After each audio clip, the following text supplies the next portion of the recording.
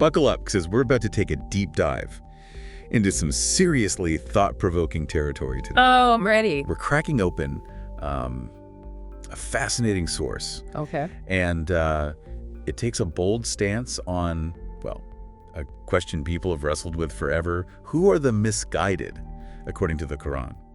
You're touching on something really crucial there. I mean, we're talking about religious interpretation, right? Right. And it's important to remember these texts, they're open to a lot of different interpretations. The source we're looking at today, it offers a very specific lens, one that doesn't shy away from, well, making some strong claims. You're telling me it jumps right in, zeroing in on Al-Fatiha. Okay. You know, the Quran's opening chapter, specifically verses 5 through 7.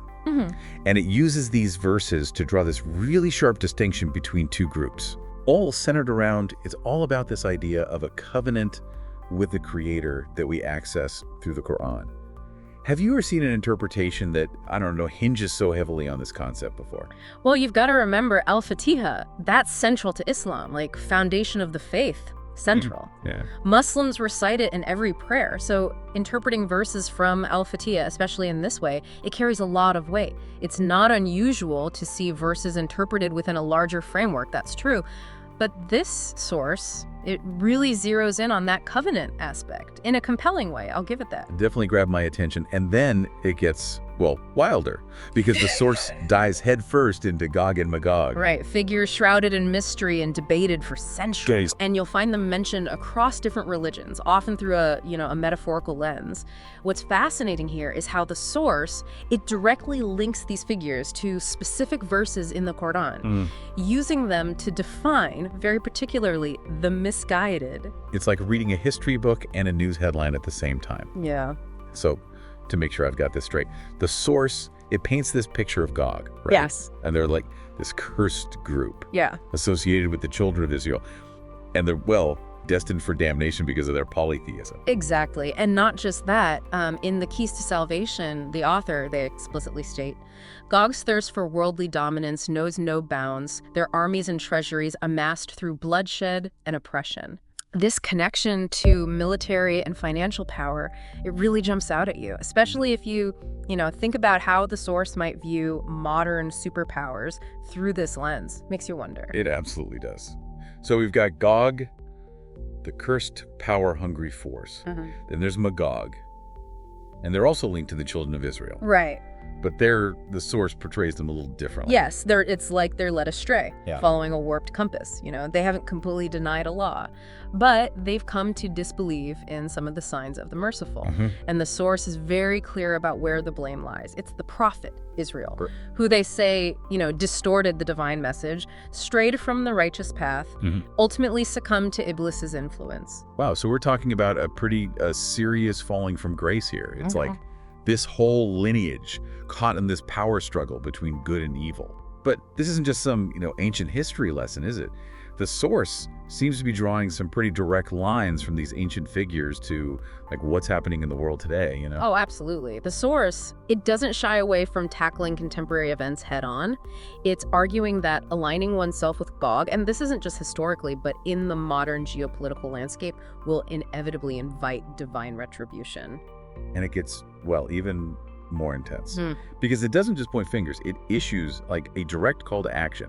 I mean, the source explicitly calls out those who refrain from supporting the oppressed. Yeah. Like they're complicit in this system of tyranny, you know what I mean? It's a powerful statement, that's for sure. Directly tying individual responsibility to these, larger spiritual forces.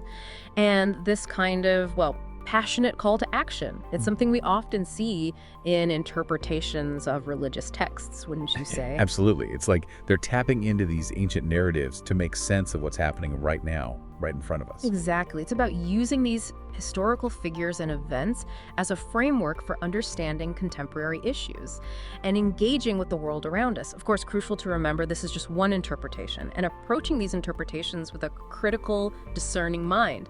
It's essential. Couldn't agree more. Now, there's another layer to this that I found, particularly thought-provoking. The source makes this very bold distinction between Israel and Jacob, or Yaqub. It directly challenges the common understanding of these figures as being one and the same. Yes. This is where the source really seems to challenge conventional thinking. They argue that Israel actually refers to the one who was led astray by Iblis, the one who embodies this, misguided path. And it even goes so far as to suggest that the very name of the land we know as Israel today, it reflects this historical association with a negative force. It's definitely a bold claim.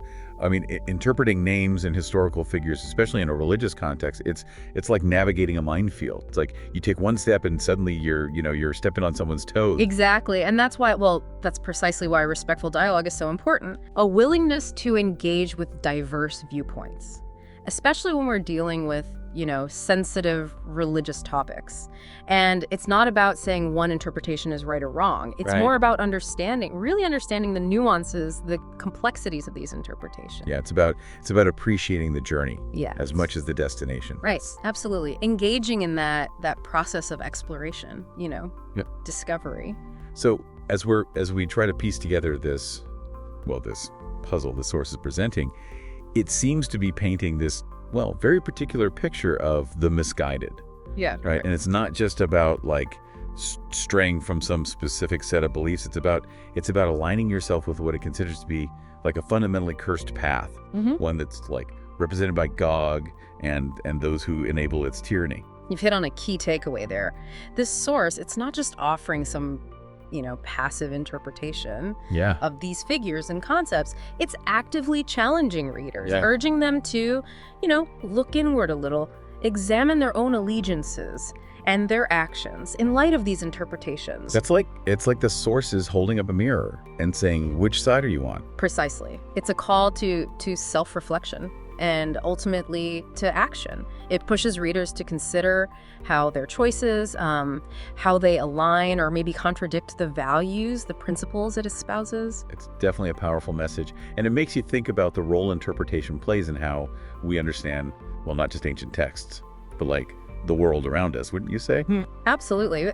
That's the beauty of engaging with religious texts, really. It's an ongoing conversation. It's an exploration of different perspectives that can help us understand ourselves better and the world we're living in. Well said.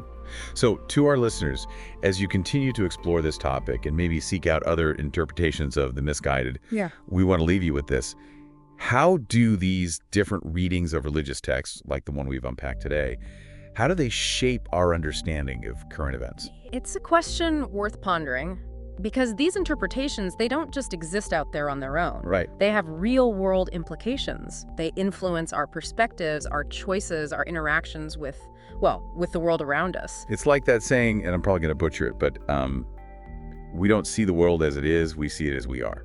Something like that. Exactly. And understanding those forces that shape our perspectives, right, including our interpretations of these religious texts, it's essential for navigating the complexities of the world. Food for thought, wouldn't you say? Absolutely. And on that note, we'll leave you to, dive deeper into these complex and fascinating questions.